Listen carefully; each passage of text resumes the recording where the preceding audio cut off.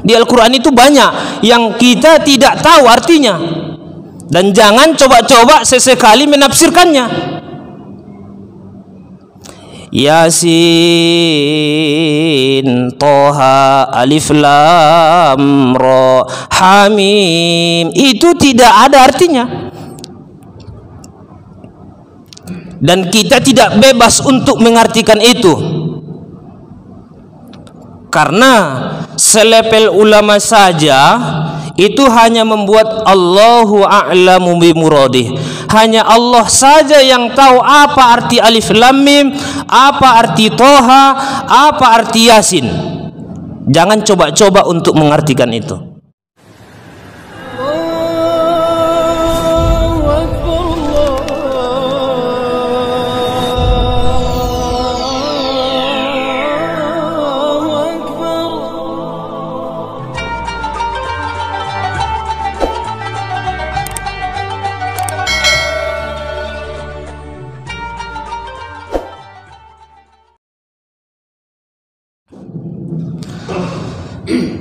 Alhamdulillah, alhamdulillahi rabbil alamin. Nahmaduhu wa nasta'inuhu wa nastaghfiruhu, wa na'udzu billahi min syururi anfusina wa min sayyiati a'malina. May yahdihillahu fala mudhillalah wa may yudlilhu fala hadiyalah. Asyhadu an la ilaha illallah al-malikul haqqul mubin, wa asyhadu anna sayyidana Muhammadan abduhu wa rasuluh al-mab'utsu rahmatan lil alamin. Allahumma fassalli wa sallim wa barik ala sayyidina Muhammadin wa ala ali sayyidina Muhammad. Usikum wa nafsi bitaqwallah, faqad fazal muttaqun. Ittaqullah, ittaqullah, ittaqullaha haqqa tuqatih, wa la tamutunna illa wa antum muslimun. Ma'asyiral muslimin, sidang jamaah Jum'ah yang dimuliakan Allah. Pertama sekali puja dan puji syukur senantiasa kita panjatkan kehadirat Allah Subhanahu wa taala, yang mana Allah masih memberikan kepada kita nikmat kesehatan, nikmat kesempatan, sehingga di siang hari ini Allah masih menggerakkan hati kita untuk melangkahkan kaki kita menuju masjid yang mulia ini, dalam rangka untuk melaksanakan suatu kewajiban, yaitu salatul Jum'ah, yang nanti insya Allah akan kita laksanakan secara berjamaah. Sembari daripada itu, salawat bertangkaikan salam keharibaan junjungan Nabi besar Muhammad sallallahu alaihi wasallam, di mana syafaat dan belaan dari beliaulah nantinya yang kita harapkan, di mana pada hari itu tidak ada yang bisa memberikan syafaat kecuali Rasulullah dengan izin Allah Subhanahu wa taala. Oleh karena itu, kita sebagai umatnya sudah seogianya kita memperbanyak salawat kepada beliau dengan ucapan Allahumma salli ala sayyidina Muhammad wa ala ali sayyidina Muhammad. Apalah artinya salawat kita seorang yang banyak dosa? Allah dan malaikat saja bersalawat kepada Nabi Muhammad sallallahu alaihi wasallam. Itulah yang sering ayat yang dibacakan oleh setiap muazzin sebelum azan, innallaha wa malaikatahu yusalluna 'alan nabi ya ayyuhalladzina amanu sallu 'alaihi wa sallimu taslima. Ini adalah dalil bahwa Allah dan malaikat pun bersolawat kepada Nabi. apalagi lah kita manusia yang banyak dosa. Innallaha wa malaikatahu yusholluna 'alan nabi. Sesungguhnya Allah wa malaikatahu dan malaikat Allah yusholluna 'alan nabi, bersolawat kepada nabi. Ya ayyuhalladzina amanu, wahai orang-orang yang beriman. Ayat ini menjelaskan kalimat amanu, artinya yang kecil, yang besar, yang dewasa, yang belum dewasa, asalkan dia termasuk golongan amanu, yusholluna 'alan nabi. Ayat ini menyeru kepada orang-orang yang amanu. Amanu itu artinya beriman. Kalau satu orang beriman, kata-katanya itu amanah. Kalau di fi'il mudhari kan yu'minu. Kalau banyak orang beriman, amanu. Ya ayyuhalladzina amanu, wahai orang-orang yang beriman, yang kecil, yang besar, yang dewasa, laki-laki, perempuan, yusholluna 'alan nabi. Kita harus bersolawat kepada Nabi. Artinya di zaman sekarang banyak orang mencari pembenaran-pembenaran dengan alasan tidak ada dalil. Nabi itu adalah makhluk yang paling mulia di permukaan bumi, pun juga di langit. Nabi itu adalah satu-satunya makhluk Allah yang termulia. Jadi sudah sangat wajar kita sebagai umatnya memperbanyak salawat kepada beliau. Mudah-mudahan dengan salawat yang kita bacakan kepada beliau, beliau nanti memberikan syafaatnya kepada kita dengan izin Allah Subhanahu wa taala. Ma'asyiral muslimin, sidang jamaah Jumat yang dimuliakan Allah. Pada Jumat kali ini khatib akan menyampaikan 1-5 ayat dari surah-surah yang ada di dalam Al-Quran yang telah Allah tempatkan setelah suratul Fatihah, yaitu suratul Baqarah. Di dalam surah Al-Baqarah ini banyak i'tibar, banyak pelajaran yang dapat kita ambil.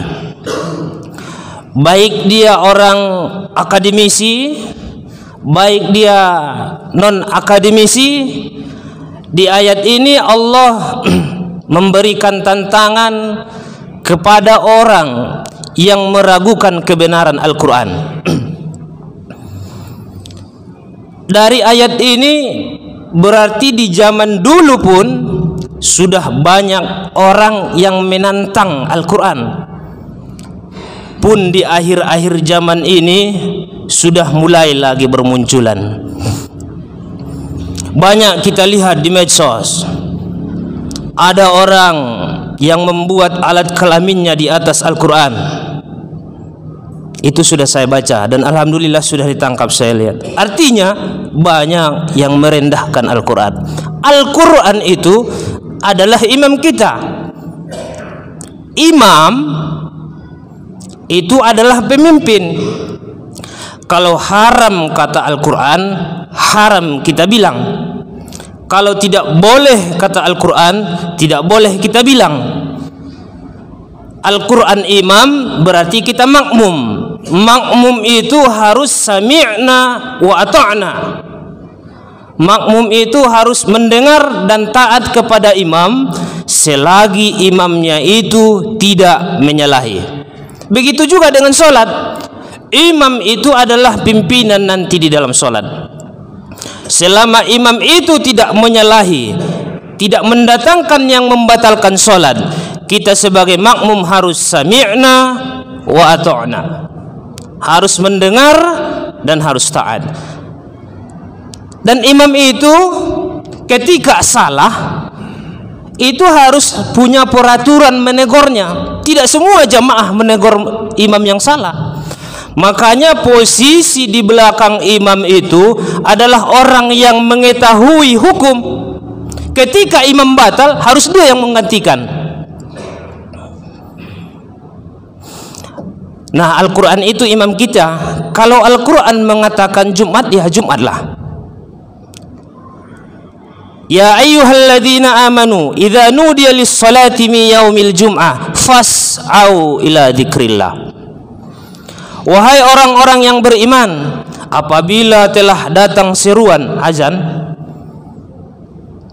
untuk salat Jumat, fas'au ila dzikrillah, maka bersegeralah untuk mengingat Allah, yakni melaksanakan salat Jumat.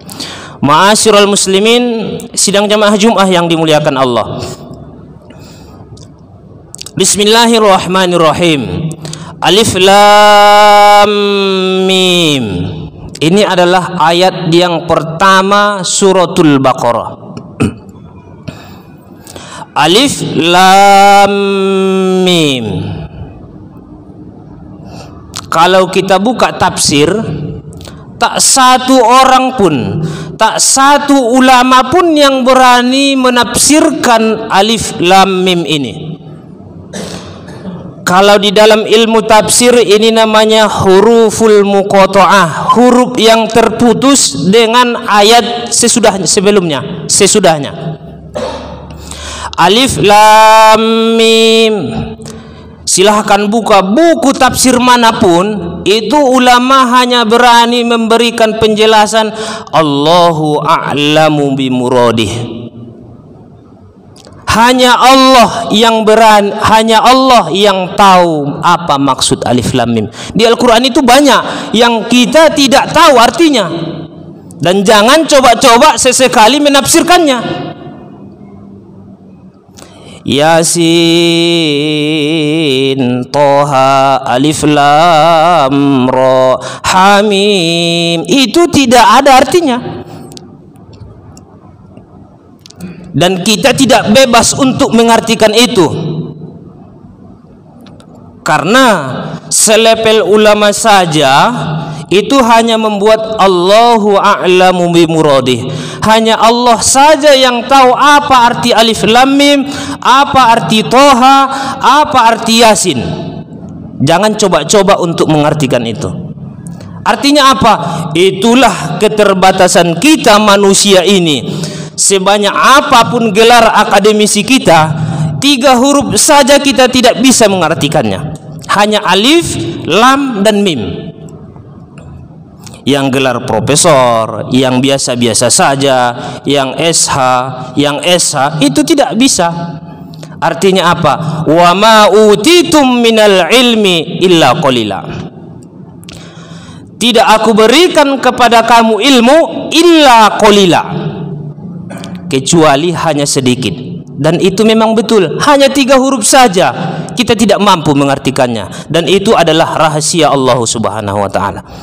Ma'asyiral muslimin, sidang jamaah Jumat yang dimuliakan Allah, bagi yang menyombongkan diri dengan keilmuannya, maka sadarlah bahwa di Al-Quran itu saja 3 huruf kita tidak dapat mengartikannya, maka merendahlah. Yang selanjutnya, dzalikal kitabu la raiba fihi hudal lil muttaqin. Dzalikal kitabu, demikian Alkitab. Kalau kita buka tafsir, kitab dimaksud di situ adalah Al-Quran. Dzalikal kitabu la raiba fihi hudal lil muttaqin. Demikian kitab Al-Quran itu la raiba fihi, tidak ada keraguan padanya, hudal lil muttaqin, sebagai petunjuk bagi orang-orang yang bertakwa. Ma'asyiral muslimin, sidang jamaah Jumat yang dimuliakan Allah, ayatnya mengatakan demikian kitab itu tidak ada keraguan padanya. Di zaman Rasulullah, ketika turun wahyu yang pertama itu turun adalah Iqra. Ketika turun wahyu, banyak penantang-penantang Rasulullah itu mengatakan itu adalah syair, itu adalah syairmu wahai Muhammad.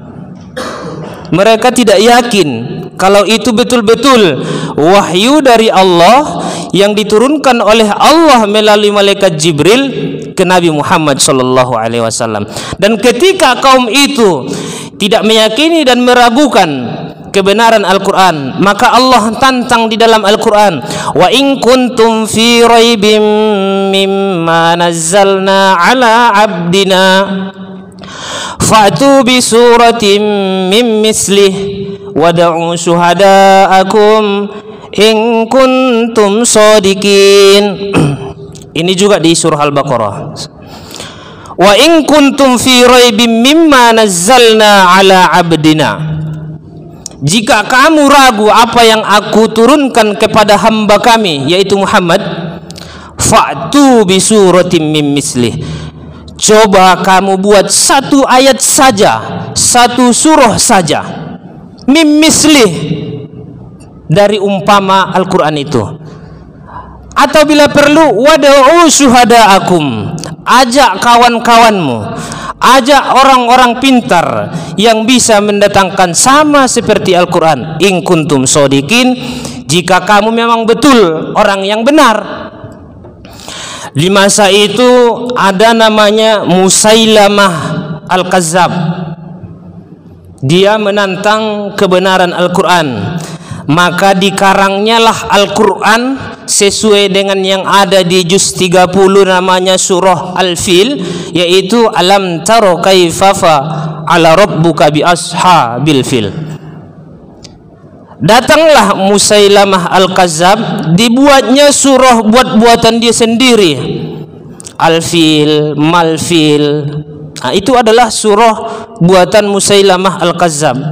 Namanya Musailamah, tapi karena dia pembohong, makanya diberikan gelar kepada dia Al-Kazzab, Musailamah si pembohong. Ma'asyiral muslimin, sidang jamaah Jumat yang dimuliakan Allah. Artinya jika kita ragu, maka cobalah buat sama seperti Al-Quran itu.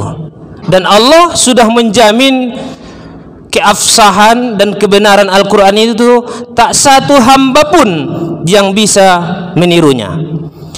Ma'asyiral muslimin, sidang jamaah Jumat yang dimuliakan Allah. Yang selanjutnya, alladzina yu'minuna bil ghaibi wa yuqimunas salata wa mimma razaqnahum yunfikun. Alladzina yu'minuna bil ghaib, ini termasuk ciri-ciri orang yang bertakwa. Adapun orang-orang yang beriman dengan yang gaib, wa yuqimunas shalah, dan orang-orang yang mendirikan shalah, wa mimma razaqnahum yunfikun. Adapun orang-orang yang beriman itu harus percaya dengan yang gaib. Artinya jangan salah paham, bukan mistik. Orang-orang yang beriman itu harus percaya dengan yang gaib. Surga itu gaib, itu harus kita yakini keadaannya. Neraka itu gaib, maksudnya gaib itu kan itu tidak nampak. Pun Allah itu gaib dan kita harus meyakininya. Alladzina yu'minuna bil ghaibi. Kalau kita sudah berikrar sebagai orang yang beriman, maka kita harus mengimani hal-hal yang gaib. Artinya kita harus beriman siksa kubur itu ada, kita harus beriman neraka itu ada, kita harus beriman hari pembalasan itu ada, kita harus beriman bahwa haud, telaga Nabi itu ada. Wa yuqimunas shalah. Setelah kita beriman dengan yang gaib, maka sertakanlah dengan mendirikan salat. Timbul pertanyaan, orang yang sering salat tapi sering mencuri, berarti dia hanya sebatas membayar hutangnya saja kepada Allah Subhanahu wa taala. Belum termasuk salatnya itu innas sholata tanha 'anil fahsya'i wal munkar. Kalau memang betul salatnya itu, dia tidak akan pernah berbuat keji, apalagi yang mungkar. Biasa kita lihat sholat Jumat, sandalnya datang ke sini tidak ada, pas pulangnya dia bawa sandal. Padahal dia sholat. Berarti sholatnya itu hanya sekedar membayar hutang kepada Allah Subhanahu wa taala. Wa mimma razaqnahum yunfikun, dan sebahagian dari harta mereka mau menginfakkannya. Ma'asyiral muslimin, sidang jamaah Jumat yang dimuliakan Allah. Walladzina yu'minuna bima unzila ilaika wa ma unzila min qablik wa bil akhirati hum yuqinun. Walladzina yu'minuna bima unzila ilaika, dan adapun orang-orang yang beriman terhadap apa yang telah saya turunkan kepadamu wahai Muhammad, wa ma unzila min qablik, dan apa yang telah saya turunkan sebelum engkau wahai Muhammad. Artinya, selain kitab suci Al-Quran, ada lagi kitab yang harus kita imani. Selain Al-Quran, ada lagi kitab yang wajib kita imani adanya. Al-Quran itu diturunkan kepada Nabi Muhammad, Taurat itu diturunkan kepada Nabi Musa, Zabur itu diturunkan kepada Nabi Daud, Injil itu diturunkan kepada Nabi Isa alaihissalam. Dan itu harus kita yakini. Tidak boleh hanya kita mengimani Al-Quran saja. Muslim itu harus mengimani bahwa kitab yang Allah turunkan itu ada 4. Nabi Muhammad Al-Quran, Taurat Nabi Musa, Zabur Nabi Daud, Injil Nabi Isa alaihissalam. Ma'asyiral muslimin, sidang jamaah Jumat yang dimuliakan Allah. Wabil akhiratihum yuqinun. Ini yang terakhir. Dan terhadap akhirat mereka beriman. Banyak orang yang tidak meyakininya adanya akhirat ataupun hari pembalasan. Di suatu ketika Nabi pernah berkhutbah, ya ma'asyiral muslimin, wahai ma'asyiral muslimin, kata Nabi, ketahuilah setelah kehidupan kita ini akan ada nanti hari pembalasan. Belum selesai Nabi berkhutbah, maka ada satu jamaah, khutbahnya bukan khutbah Jumat ya, ada satu jamaah yang mempertanyakan Nabi, ya Rasulullah, mungkinkah di dalam akalmu orang yang sudah menjadi tulang belulang itu akan dihisap lagi? Mungkinkah di akalmu orang yang sudah mati ribuan tahun akan Allah hidupkan kembali? Berarti dia masih meragukan hari akhirat ataupun hari pembalasan.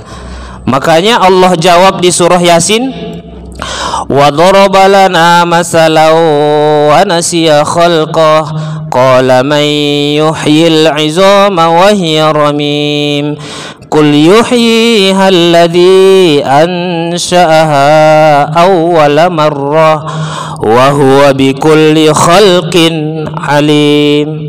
Ketika orang kafir Quraisy memberikan pertanyaan, mungkinkah di dalam akalmu orang yang sudah menjadi tulang belulang akan hidup kembali? Maka Allah jawab di surah Yasin, kul, katakan wahai Muhammad, kul yuhyiha alladhi ansha'aha awwala marrah, katakan kepadanya yang menghidupkan tulang belulang itu kembali, yuhyiha alladhi ansha'aha awwala marrah, adalah orang yang menciptakannya pertama kali, yaitu Allah Subhanahu wa taala. Ma'asyiral muslimin, sidang jamaah Jumat yang dimuliakan Allah, kalau dari beberapa kriteria ini sudah kita yakini dan sudah kita imani, maka Allah menjawabnya di ayat selanjutnya, ulaika ala hudam mir rabbihim wa ulaika humul muflihun. Mereka itu adalah orang-orang yang mendapat petunjuk dari Allah Subhanahu wa taala, dan mereka itu adalah orang-orang yang beruntung. Ma'asyiral muslimin, sidang jamaah Jumat yang dimuliakan Allah, mungkin cukup sekian yang dapat disampaikan oleh khatib. Mudah-mudahan kita dapat mengambil i'tibar dan pelajarannya.